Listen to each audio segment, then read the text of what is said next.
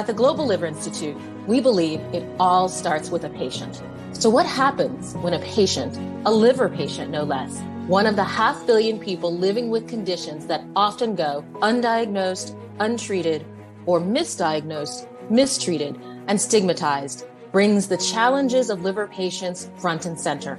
And what happens when a patient then leads a discussion with world experts in policy, research, clinical care, and wellness on ways to overcome these challenges? Let's find out today on GLI Live. All right. Hello and welcome. I'm Jeff McIntyre. I'm the Vice President of Liver Health Programs with the Global Liver Institute, and this is going to be amazing. I'm really excited to join everybody today for this special episode of GLI Live. I'm sitting in for our beloved President and CEO, Donna Cryer, on the day before International NASH Day. International NASH Day is such a huge day for us, and so I'm really thrilled to be able to have this conversation with representatives from, frankly, so many different continents that we've been able to bring in, this representation from around the world to really address the needs of patients and the needs of those with fatty liver disease and NASH worldwide. Now, GLI conducts International NASH Day or NASH Day each year on the second Thursday in June. Now, to celebrate NASH Day tomorrow, we're hosting virtual panels featuring international experts, leading physicians, and advocates who will share the latest insights on how to confront and mitigate this dangerous disease. While partners around the world are going to be hosting a lot of really cool grassroots events to combat NASH, tailored to the needs and the resources of each community and each culture. So far, we've got over 60 partners, over 30 medical society endorsements from over 24 countries. So on this episode of GLI Live, I want to welcome 5 leaders from around the world to share their work and their plans for this year's International NASH Day. I'm going to do a quick round robin on the room and let everybody introduce themselves and say who they're with and where they're from, and then we'll get into the questions and start talking about NASH and NASH Day and liver disease. Tarja, let me start with you from Finland. Yes, hello. Thank you ever so much for inviting Finland and the Finnish Kidney and Liver Association for this show. It is very important to be here. So we are working as patient advocates in Finland for the liver patient as well as kidney patients. And my role in the organization is that I'm organization planner, and my background is coming from the nursing. Mm-hmm. So that is probably all what I would like to say now. Excellent. We love to have those nurses with us. It's a very increasingly important area for us to be considered in terms of providers. Michael? So my name is Michael Bittel. I am the president and founder of the Fatty Liver Alliance, and we're located in Toronto, Canada. And I am a very big advocate for International NASH Day and sharing information around the globe. So really excited to step it up for NASH this year. Excellent. William, if you would tell us a little bit about yourself and where you're from.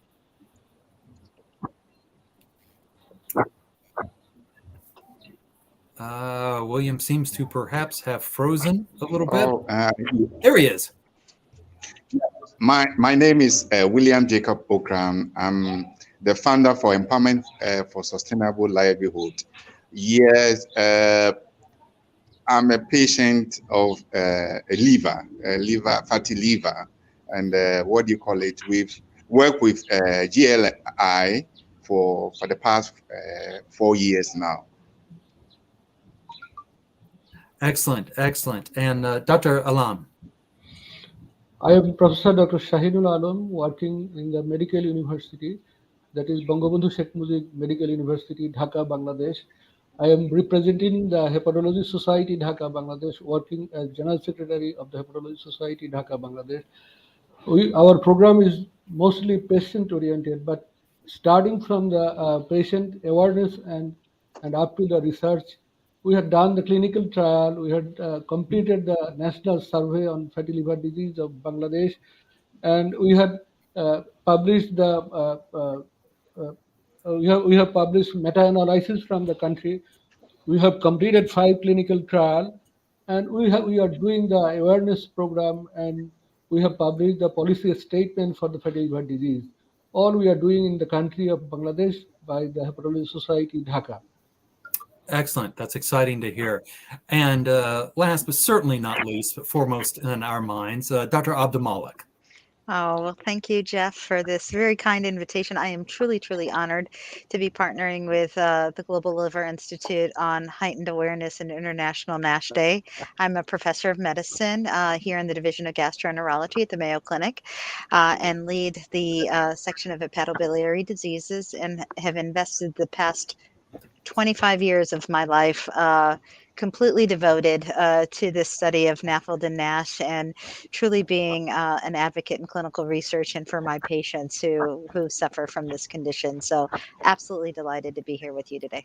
We are delighted to have you with us. And in fact, we're going to stick with you, Dr. Abdelmalek, as we move into our next question here, which is, I'm wondering if you can talk a little bit about the main challenges to liver health and for those with fatty liver disease and NASH, kind of in the geography of the United States, if you will. And perhaps kind of with you representing, or you with the Mayo Clinic a little bit as well, how do you engage this? What are the challenges, and then how do you address that? Well, I think Donna Cryer has always summed it up well. This is a silent epidemic, which is in fact in and of itself turned into a global pandemic, if you will, as it pertains to liver disease. We have seen a rise of obesity and diabetes and fatty liver disease, and don't have all the armamentarium and tools, let alone the education, to empower our providers with finding patients before they develop progressive fibrosis or even cirrhosis. So at least here in the United States, non-alcoholic fatty liver disease affects almost 100 million individuals, of which a quarter of them may have the progressive form of NAFLD and NASH, and we see approximately 5% in total progress to advanced hepatic fibrosis or cirrhosis. So we have to curtail this daunting curve and slow down the progression such that we can afford and have the feasibility of caring for patients before they need a transplant or before they develop liver cancer or develop complications of cirrhosis. So a huge healthcare burden and significant strides that need to be made on the part of early detection, early intervention, and education. So underscores the mission of the Global Liver Institute. Absolutely. I think one of the things that's so fascinating about having a group together like this is that we actually represent 5 very different healthcare systems as well. Dr. Alam, I'm really curious. I had the privilege of speaking before the Hepatology Society in Dhaka. I'm wondering if you would talk a little bit about what the challenges are around fatty liver disease in Bangladesh, and how the Hepatology Society and how you engage those challenges. Thank you very much for this important question. The challenges in our country regarding the fatty liver disease is huge in every aspect of the management of the liver disease. The burden is also huge, economic burden is also huge, and the progress is also very challenging. It's devastating for our country. 1/3 of our population has been suffering from the fatty liver disease. And what our study revealed that the NASH prevalence is much higher than our neighboring countries of Bangladesh. We have seen here the peoples are not aware about the fatty liver disease. Even the policymaker and the stakeholders are not aware of the fatty liver disease, and the clear guideline is not available for the physician how they will manage this patient, how will differentiate the patient from fatty liver disease, simple fatty liver disease, and NASH. And a special challenge for our country is that two is very, very novel in our country. One is that the childhood obesity and fatty liver disease is progressively increasing. And in our study, we could explore that the rural middle-aged ladies are much more sufferer of the fatty liver disease. It is a very big challenge, as because they are usually less educated, and they usually they do not come to the hospital facility or the medical facility. These people are staying in the rural area, and in future they may be the future patient of NASH cirrhosis and the progression of the NASH. And another problem or another challenge in our country is that here the reimbursement or the healthcare facility is not accessible to everywhere and every people in the country. Out of pocket expenditure is around 70% in our country. To overcome this problem, we have started the awareness program in 2007, as well as the training of the physician and the awareness to the policymaker and the stakeholders. Our society has been working from beginning of the NASH Day from the 2018. By this time, we have prepared a national guideline for the management of fatty liver disease from the primary care physician from the Hepatology Society. And we have been trained the primary care physician. Every year we are doing the roundtable discussion with the policymaker and the stakeholders and the specialist physician and other group of the physician. By this time we had prepared 2 books for the patient education. One is for diet and exercise, and one in a big area with the calorie and nutritional requirements. This year we have made a food pyramid with the food pyramid that is as like as Bangladeshi people, and we are trying to start a project on metabolic associated fatty liver prevention, education, and management program in near future. Thank you. Excellent, thank you. Let's go to our other provider perspective on this. Tarja, from Finland, talk a little bit about, from the nurse's perspective, what does NASH and fatty liver disease look like in Finland? What are the challenges, and where are you engaged in terms of trying to address those challenges? Yeah, thank you. The important question here is really to realize that when people have the liver disease, and I think that it is quite a difficult conversation in Finland, because quite often the liver diseases are associated with alcohol. So now that we try to talk about the naphthalene to start with, and then the serious forms NASH. So it is something that people don't quite grasp, that is there another kind of lifestyle factor that is really there, and it's really threatening us. I could give you an example, like there are people who are calling us, so because we are providing some advice, that okay, it was 10 years ago, my blood readings and liver readings were a little bit high up, but nobody really paid too much attention to it. However, yesterday I was just having a doctor's call that I actually have a cirrhosis now.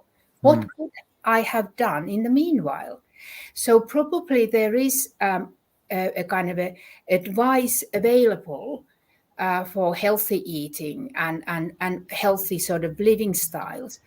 However, it is not quite associated that I can have a liver disease, which kind of is harmful, but is it? So probably this is the biggest question. So the way how we are trying to address that as an organization and nurses. So we are trying to give more helpful advice, the guidance for everyday life, what you can do, how you can help yourself when you're exercising or how you are eating, and how do you need to go and have your checks and all and everything. We're also running educational courses where people are given a little bit more tangible sort of ideas how they can take care of themselves. Also, we are trying to highlight with our press releases and our different stakeholder sort of events, how important it is that we are talking about these facts, and we are giving guidelines also to primary care, because the secondary care is quite well sorted. So we have the NICE guideline in Finland that became 2020. But we don't really have the practical guidance also for the primary care doctors or nurses how to tackle the issue. Excellent. I see we've lost William for a moment. So Michael, I'm going to bump over to you. Obviously, the US and Canada share a lot in common. But I'm wondering if you can talk about, from your perspective, especially with a patient group, that you run, what are the challenges that you see for NASH and fatty liver disease kind of writ large here? And how do you engage that? Okay, and I would first of all agree a lot with Dr. Abdelmalek that it's a serious problem. You know, unless you test every person in the country, you're not going to have exact data, but somewhere between 25 and 40%, I think, is what we are all agreeing with as far as the prevalence rate. The problem here a lot is a little bit about apathy and the focus opportunities. Like we've mentioned before, Tarja talked about primary care is one of our focuses that we have. We recently went with the Canadian Association of Study Liver to our Parliament Hill and talked to politicians, to members of parliament and senators, and they have never discussed liver on their agenda because we asked all of them. So it's just not an organ that people are focused on. Other charity organizations were, I won't mention them, but they were wearing daffodils on their shirts, and so clearly other groups are getting out there, and you know, we need to do better at that. The primary care piece is important too, because they're so busy, and we heard that at our last year when we had our primary care summit, that they can't seem to allocate time to focus on this issue. Now, as we recently heard, one of the two drugs that were coming to market did not get that priority review. And so not only is Canada always about 1.5 years behind the US in approved treatments, this is going to delay things even longer as we all wait. So as soon as a drug is on the market and approved, that will change the priority and the focus of physicians, because they're going to say, oh, now we can actually do something. Most physicians don't count exercise and dieting and you know, that type of activity as really game changing, and unfortunately, because it could actually make quite a difference. So we have a lot of work to do in a lot of ways, you know, that's why I connect with Manal a lot, because, you know, they have the same challenges that we do, and so does Global Liver Institute support that.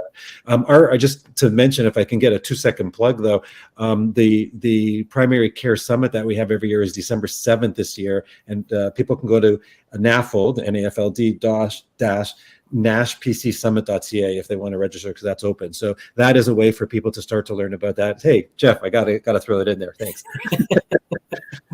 We'll give everybody a chance for their plug at the end as well. We don't want anybody's opportunities to be ignored. So I've heard consistent things through what everyone has said. One of the things that I hear consistent is this phrase primary care, and how we need to do a better job at primary care. There are certainly ways to leverage primary care, whether it's through drug approval and having a therapy that can then be prescribed. To me, when I hear this, though, I'd kind of like to take this to an extra step. We're really going to dive into the weeds here a little bit. And that is a concern of mine about screening and diagnosis. Often when we talk about primary care, that's kind of where what we're talking about is that first point of contact, if you will, for many patients, and where they can then get put onto the pathway for treatment and engagement. It seems to me that one of the things that we really struggle with right now in the field is screening, and being able to scale that screening in an appropriate way through whatever means. I'm wondering, we'll go around again. Welcome back, William. We'll come to you in a second. We'll go around again and start with the same order. Dr. Abdelmalek, what are the things what are the challenges around screening at scale? And then what are the things that leave you hopeful about screening and diagnosis as we move forward? Yeah, so I am, I'm sympathetic to the challenges in primary care. One is time, certainly, and the other one is the limitations of patients coming to primary care without any signs or symptoms. So primary care is accustomed to dealing with signs and symptoms. Mhm. You know, you have a headache, I evaluate that. You have an elevated blood glucose on screening, we'll treat that. But most patients with chronic liver disease evade any signs or symptoms. And if they do have some symptoms of mild abdominal pain, they're sometimes misdiagnosed as irritable bowel or gallbladder disease, and the evaluation ensues in different directions. I think the awareness of its association with metabolic risk factors and putting it on the radar screen of primary care at least lets them take a glimpse beyond the liver enzymes alone, because liver enzymes could be falsely normal in the presence of even patients who have advanced liver disease. So the heightened awareness of the population at risk and putting this on their radar as they see patients, in the same way that if you see an obese patient with diabetes, you're thinking heart disease risk, you're thinking kidney disease risk, you're thinking ocular risk, you're thinking the risk on their nerves. But it's time that we now, play the card of you need to think about the risk on their liver. Great. Dr. Alam, one of the things that you've mentioned in your conversation and your presentation and our discussions previously is that there is an almost disproportionate impact of fatty liver disease among women in the Bangladeshi population as well. Certainly it is not exclusive to women by any means, but I'm wondering about how then you approach screening and diagnosis in Dhaka and in Bangladesh, understanding those two different factors as well. How do we get enough people screened so we get an appropriate diagnosis? Very nice question. That how we are screening for fatty liver disease. Actually, this is also a big problem to screen the fatty liver disease. We are promoting that all the patients of obese patient, all the patients of metabolic disorder, all the patients of diabetes should be screened by the ultrasound for the fatty liver disease. But in practice, actually, it is not going on. Most of the fatty liver disease are diagnosing incidentally. No patients are coming to have the diagnosis of fatty liver disease. They are coming to the diagnosing by fatty liver disease by incident, when they are coming to the physician in other causes. And the fatty liver disease is not exclusive for the female of our country. It is much prevalent in female and much in the rural area, because our social conservative attitude, most of our female remain at home and they are not working, they are working in the home. So physical activity is very less. And for this reason, the female of the rural people are more sufferer. And the school-going children, due to the recent economic development, most of the school-going children are having the Western food or high-calorie food, and the fructose-containing syrup or the drinks. For this reason, the fatty liver disease is much more increasing in our country. After the screening of the fatty liver disease, after the diagnosis of the fatty liver disease, the problem is that differentiating the patients of simple fatty liver and NASH, it is also a great problem at the level of the primary care physician. Thank you. Tarja, I want to go back to Finland for a moment with you. And you mentioned specifically about how alcohol-related liver disease can be such an issue in terms of the disease state itself, but also in terms of stigma and people being, treated for that. When we look at non-alcoholic fatty liver disease, I'm wondering if you could talk a little bit about the screening and diagnostic challenges in Finland for that and how you engage that. Is it part of a metabolic screening? Is something that happens along with alcoholic screening? How do you engage screening and diagnosis for fatty liver disease and NASH in Finland? I think quite often it is that if you have the metabolic dysfunction, so you will be studied quite carefully, where does it come from? Then, and I go a little back to the alcohol sort of like related liver diseases. So at the moment, for example, nurses have a tool that they are sort of like asking you questions, writing down how many portions of alcohol you're using and this and that and all and everything. For the moment, we don't have the similar system that we are actually sort of asking questions about your healthy living and healthy lifestyle and all these kind of things. So we are still emphasizing too much on one particular aspect of the liver disease. And now then, every now and again, readings are high up and your metabolic, the kind of all the various symptoms and all and everything is there. So then the doctor may be asking, that whether you are ready to do the kind of ultrasound or whatever kind of screening, which will then give us an answer whether you have any other sort of like problems with your liver, if also the liver readings, blood readings have been high.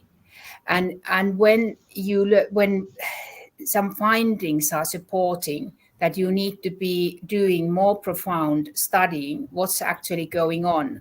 So then it's quite a long route to find out whether you have a liver disease really or serious liver disease, or whether you will have already fibrosis in your liver. So I would say that it's quite often by accident you will put on the kind of like more studied route, which is really sort of wanting to find out or disclude what you don't have. So I would say that there is a lot we need to do in order to put the policies and processes in place. And I would bring also the children obesity here as well, because I think we are very proud in Finland that we have the school nurses who are screening and monitoring how people are and all that. But also then I think that there is a very difficult sort of like conversations with parents that can we advance and study this further? So how can we learn, early enough that the kind of children's liver diseases can be reversed?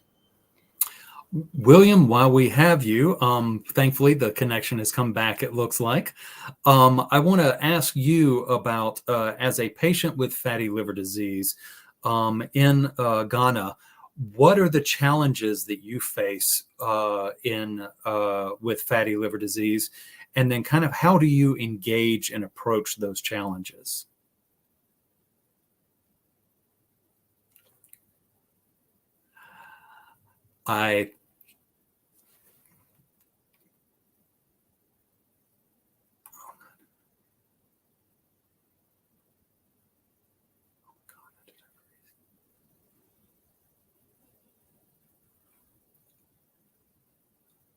Okay, we will move on from William. We appreciate this. I think we're seeing one of the challenges of dealing with global sort of addressing these diseases is certainly having reliable communications. And this is something that I think we see across the globe in this as well.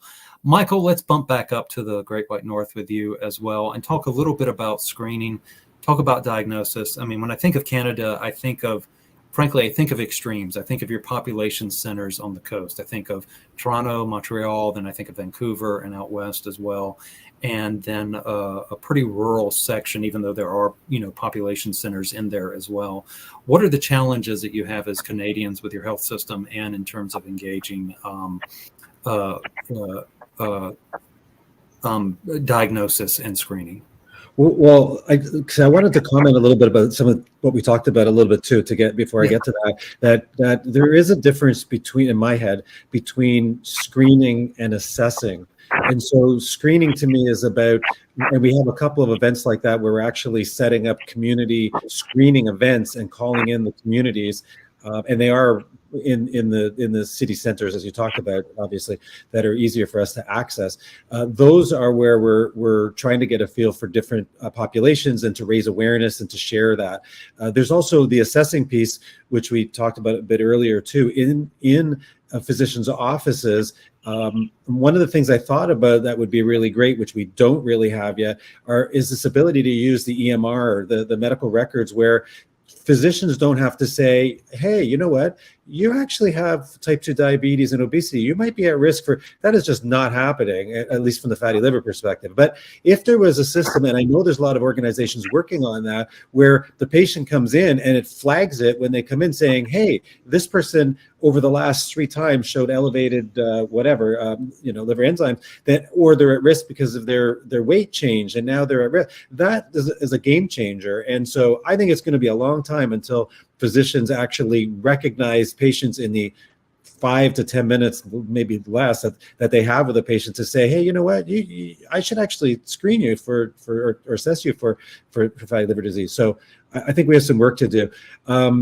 So with your question about rural versus urban access, it's hard enough in the city centers to get people assessed for liver disease in general. So we're a ways away from that.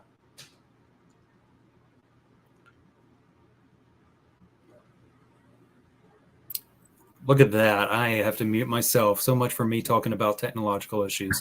All right. I have 2 more questions for everybody. William, I see you're back. If you're available, I'm wondering if you could talk real quick about, as a patient with fatty liver disease, what your challenges are in Ghana and how you best address them.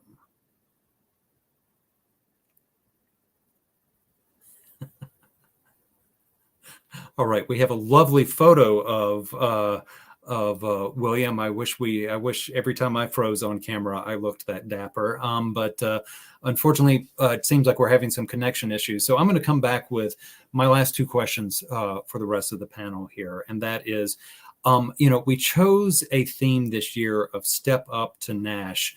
Or Step Up for NASH for International NASH Day, and it really had 2 meanings to it. One is that we want to be able to encourage, what you're doing to step up for NASH. There's a physical activity component to that. So we're encouraging people to take photos of themselves in their NASH apparel, walking, taking the steps, some sort of physical activity. Certainly we would hope for that. And then also we're all taking a look ahead in terms of the next steps as we have possible therapies lined up for approval here in the United States. What are the next steps we need to be considering for access, for patient reimbursement? What are the next steps we need to be thinking about in terms of scaling screening, for instance, et cetera? This is the opportunity I want each of you to talk a little bit about. What are your plans for International NASH Day tomorrow, or what's been going on this week with you, if you will? I know many of you are hosting awareness campaigns, testing events, walks, educational panels. We'll start in the order that we've been going in. So Dr. Abdelmalek, can you share a little bit about what you're doing in your communities for Step Up for NASH this year for NASH Day? So we are very excited for Step Up for NASH Day. We are hosting visiting professor, Dr. Mary Ranella from the University of Chicago in Illinois. And she is certainly a forerunner and esteemed figure in the field of NASH. She is the first author on the AASLD NASH guidelines, for which I was privileged to be a co-author with her on that, and has actually been championing the global initiative around nomenclature for NAFLD and NASH, and whether it should be renamed to minimize stigma and allow for uniformity across the globe, irrespective of where we are, to speak the same language, if you will, steatotic liver disease and its subcategories. So while she's here visiting with us, she's going to meet with other key esteemed colleagues in the field of liver disease, talking about collaborations around research and meeting with our fellows to lend broader education and nurture the next generation of physician scientists as they develop in their careers. And we will also be launching a virtual online platform to heighten awareness in collaboration with our Division of Gastroenterology and the Mayo Health System to tweet and to lend video access to some educational platforms on NAFLD and NASH and obesity and transplantation. Awesome. We are so excited to have the Mayo Clinic so involved with this, bringing in Dr. Ranella, doing all the great work that you do there as well. I know we've got a ton of resources in the mail on the way to you guys to be able to help support. And I can't tell you how much we value that relationship that you're leading there as well. I'm going to roll the dice here with William being on screen again. I can't tell if he's frozen or not. Perhaps a little wave or something. He was not frozen earlier. William, are you with us? The thrills of global public health. Okay, Dr. Alam, if you would talk a little bit about what your plans are for tomorrow or for this week in terms of stepping up for NASH and for International NASH Day. What do you guys have planned in Dhaka? Every year we have been excited to observe the International NASH Day from very beginning to this year. We have many programs to for this NASH Day. First of all, we have the awareness program for the general people, the school-going children and university students, the separate program for the awareness of the people. And we have a big program with the stakeholders of the country, where our ex-minister will come. That program will be a roundtable program on the economic burden of fatty liver disease of our country. The policymaker will also come, and physicians from different subjects and leader of the different profession will come. We have a roundtable discussion with the scouts, Rotarex, and the journalists. And we have the scientific meetings in the medical college for the junior physicians, how they will screen the fatty liver disease, how they will detect the fatty liver disease, the patient who will be managed by the general physician and who will be referred to the specialist center. We are going to make a management pathway for our country. And after that, we are going to publish a poster to circulate in the whole over the country for the people for their awareness, and all the politicians and the policymakers of the country. We are calling the policymakers to be aware of the fatty liver disease, because it is very near to us, very near to, and maybe the next person, maybe the sufferer of the NASH, he may be my close person. So this year we are going to do this program along with the Global Liver Institute. Thank you. Excellent. We look forward to it. Williams, you seem unfrozen and on screen. I dare say it. Can you talk a little bit about, are you with us, sir? Yes, please. I'm with you. Excellent. I'm going to go back. I'm with you. I can hear you. And we are with you. I'm wondering if you would talk a little bit as a patient with fatty liver disease. What are some of the challenges that you face in Ghana, and how do you address them?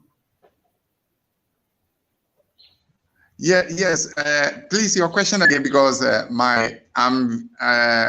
you can see, I've been struggling all the time to internet challenges in my area.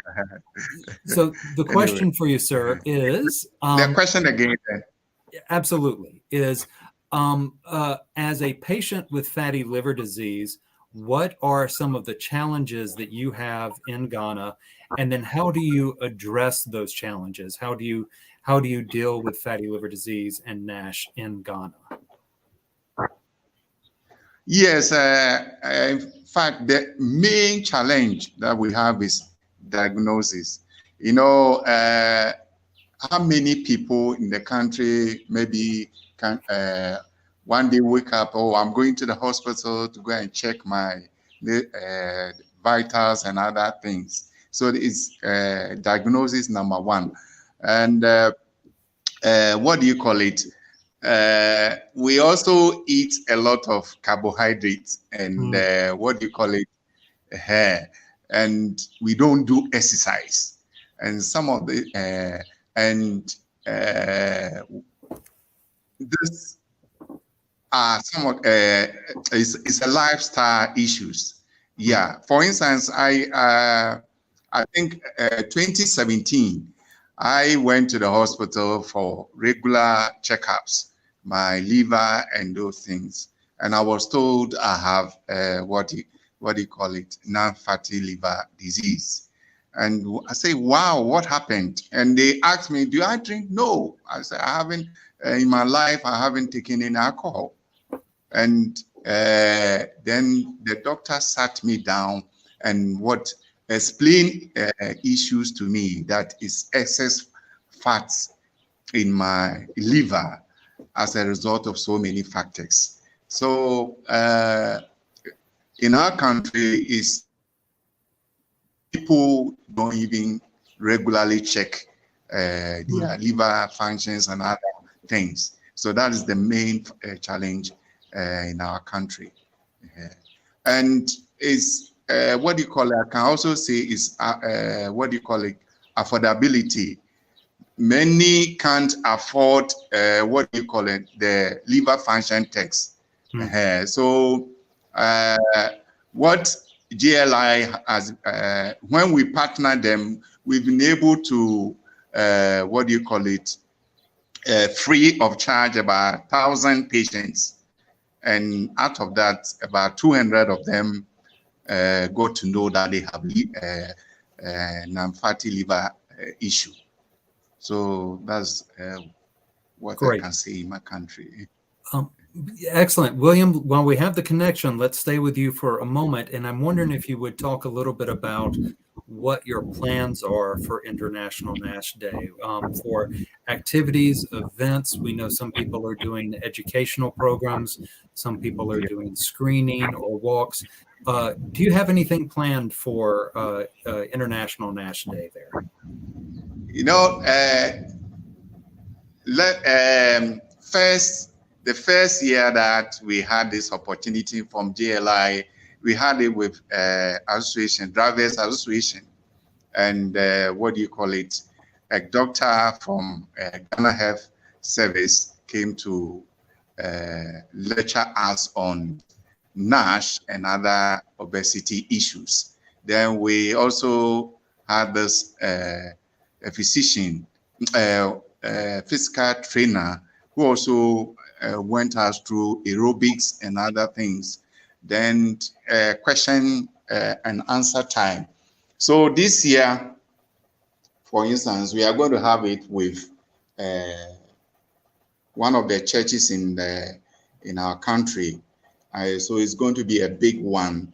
And I've already sent invitation letter to a doctor who will come and lecture us on the NASH and the issue. And I've also invited a dietitian who will also talk on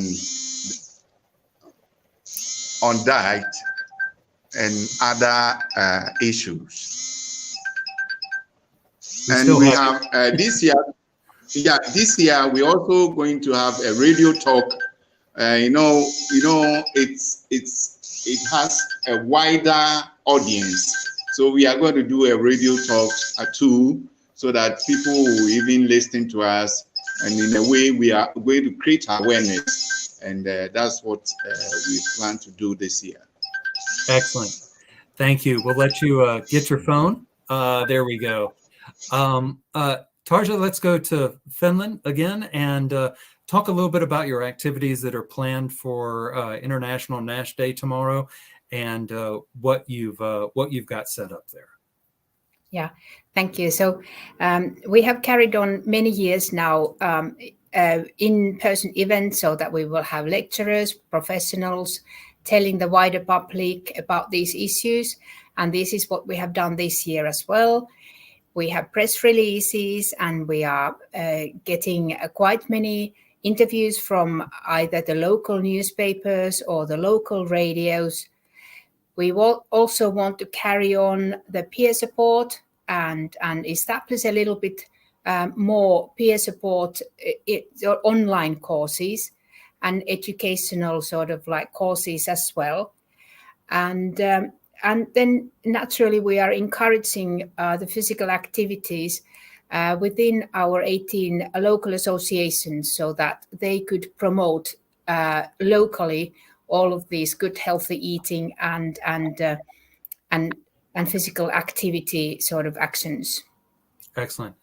I know we're running a little bit over our usual time, so I want to thank everybody for hanging in there with us. Michael, talk a little bit about what you've got going on for NASH Day, and then given everyone's availability, I'll have one last question for a quick go round for us as well. Sure. Thanks, Jeff. We have 3 very different and really exciting events that are happening. And we're also doing, like Tarja, we're doing press releases too. The first one is a dinner meeting that we're having with, it's like a multidisciplinary approach, so that we have primary care, we have the hepatologist, endocrinologist together discussing clinical care pathways and ways that we can work together in that community. And that's in Montreal with Dr. Giada Sebastiani. She's a hepatologist. We also have an online educational event in Ottawa for patients in that community with Dr. Angela Chung. She's also a hepatologist in that area. And the third one that we're doing is an in-community screening event with Dr. Palmerado, who's a hepatologist. And so we're using FibroScan non-invasive testing to be able to test as many people as we can in that community. So it's going to be really busy. That's awesome. Okay, so to tidy things up here at the end, thank you everybody for staying a little longer for this program as well. We hope we haven't intruded on everybody's busy schedules. We are thankful for all of your time. I'm going to go around the same order that we've done so far right now. And I think it's really easy when we talk about chronic progressive diseases like liver disease and like NASH especially, to get focused on what we need, on the gaps, on the lack of or the challenges that we have to engage in this. I'm going to go around real quickly, and as we go into NASH Day every year, it gives us a chance to kind of take a step back and think about where we are from where we've been and where we want to be growing as a field as well. So real quick, let's go around the Zoom room, if you will, and talk about what is something that gives you optimism about fatty liver disease and NASH, whether it's screening or treatment. What is something that you're looking forward to, something that makes you think, yeah, this is something that's going to be a game changer, something that you're optimistic about in terms of treatment or screening, or that you're optimistic about for patients with NASH. Dr. Abdelmalek, we will continue to start with you.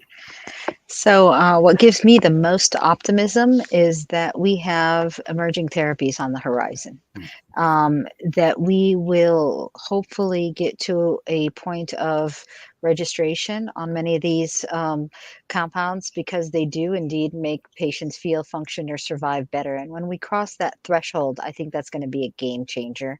It's a game changer for patient awareness, for provider awareness, and for active and engaged implementation of care pathways that are going to render patients access to therapeutics beyond diet and exercise. And also, I think, fuel the existing need for lifestyle modification in more structured programs that don't necessarily always exist in all places because of siloed practices. So it's going to be the catapult we need to propel the world forward. 110% agree. Dr. Alam, what is the thing that gives you hope as we move forward in dealing in addressing patients with NASH and fatty liver disease? Though the fatty liver disease is devastating, and some of the patients are progressive and may develop to NASH, cirrhosis, and hepatocellular carcinoma. Of course, at present status in my country, in Bangladesh, the fatty liver disease is the second most common cause of chronic liver disease or hepatocellular carcinoma, exceeding the hep C. So, but the optimistic idea is that it is preventable. If we can make aware the total society, all the people, and the fatty liver patients, it is possible to reverse by lifestyle modification. So I think in future, with the innovation of the newer drugs, even if the drug is not available, with the lifestyle modification and healthy food and healthy life, it could be prevented in future. Thank you. Excellent. Tarja, in Finland, let's talk a little bit about what gives you hope. What are you looking forward to in terms of engaging patients with fatty liver disease and NASH? What are you optimistic about? Yeah, thank you. I think what is optimistic is that lately we have started to see more articles coming, from different professions. So what to do, or what this NAFLD or NASH is, and particularly NAFLD. So if we can sort of see more research and more articles in ordinary sort of magazines as well. So I think that this will open up the kind of a easier conversations between peer groups, between sort of professionals, between professional and a patient. So I think this is very, very sort of like encouraging. Also, all the kind of studies that have started about this disease, and also the kind of methods that in Finland they have created for analyzing the risks that how within 15 years whether you are in a risk of a significant chronic fatty liver disease or liver disease overall. So I think the progress is there, and it is good that we as advocates will work on this constantly. And also it is so important that we are sharing information globally, what is happening and what are the best practices and what we can then start talking about in Finland as well. So we are very thankful for the International NASH Day and the possibility to be with you this year. Excellent. We are thankful for you as well. Michael, you know, I think you and I have had lots of conversations, but we haven't really addressed this issue of hope, if you will. So imagine a better day for NASH patients and fatty liver disease patients. What does that look like for you? I am going to reiterate the eloquent comments by Dr. Abdelmalek and say that new therapies would be a game changer. I wish there was something that even comes close to second to that, but there isn't. If I had to come up with something that we haven't discussed yet, I would say there does seem to be more multidisciplinary interest, and other specialty areas are starting to raise liver disease, like endocrinology conferences are talking about fatty liver disease and NAFLD and NASH as an example. That's fantastic, but we need new therapies like now. Excellent. William, with you joining us again, I'm going to ask one last question of you as well, which is we're talking about what gives you hope in fatty liver disease. As a liver patient, when you imagine there being a better day in the future, what does that day look like for you? What gives you hope as a patient with liver disease? For me, what do you call it? What GLI is doing, in fact, gives me a hope that one day we'll be able to come out with this kind of disease, like International NASH Day that we yearly celebrate. Is give me hope that one day, I mean, with this sensitization, we'll be able to overcome it once and for all. Yeah. Excellent. I want to thank everybody for joining us, for hanging in for the whole 50 some odd minutes that we've been on. We usually run the program a little bit later, but it's so important to have this global perspective on NASH. We all get siloed in our fields, in our practices, in our concerns, in our lives. I get siloed in my email many times. And so it's hard to break against that momentum. And it is really wonderful and inspiring to bring 5 different continents together here to talk about fatty liver disease and NASH. And I can say earnestly and truthfully, each time I engage with somebody, with the people that are doing great work like you are doing in each of your respective communities, countries, and cultures, it is truly humbling. And so please realize the Global Liver Institute is here to support you in your support of liver patients and those with NASH and NAFLD. And we can't thank you enough for continuing to spread the word about NASH Day and International NASH Day. It is such important work that you do. We hope that this gives you a chance to be able to promote and to be able to support the important work that you're doing as well. I want to encourage everybody at home to learn more about each of our guests here, about their organizations, about how they're dealing with fatty liver disease and liver disease in each of their countries and each of their cultures as well. I've learned a lot about dealing with fatty liver disease and liver disease in the United States by speaking with my friends in Scandinavia, with my friends in Asia, with my friends in Latin America as well. And that global perspective is so important. Make sure you join the online conversations going on tomorrow using our hashtag NASH Day. Look for it across all social media platforms as we collectively raise awareness about this preventable yet life-threatening disease. Again, Tarja, Michael, William, Dr. Alam, Dr. Abdelmalek, thank you so much for your presentations and your conversation today. I hope to one day be able to join each of you for NASH Day in person. And until then, we will see you tomorrow in the hashtags and on social media. Thank you, everyone. Oh, Thank thank you. you very much. Thank you, GLI. Please be sure to like this video, subscribe, and share your thoughts and suggestions in the comments below. Join us weekly on Wednesdays at noon Eastern Time for more episodes of GLI Live. Check out our website, globalliver.org, and follow us on social media to learn more about the Global Liver Institute and stay up to date with the latest in liver health. Until next time, stay safe, stay well, and stay connected.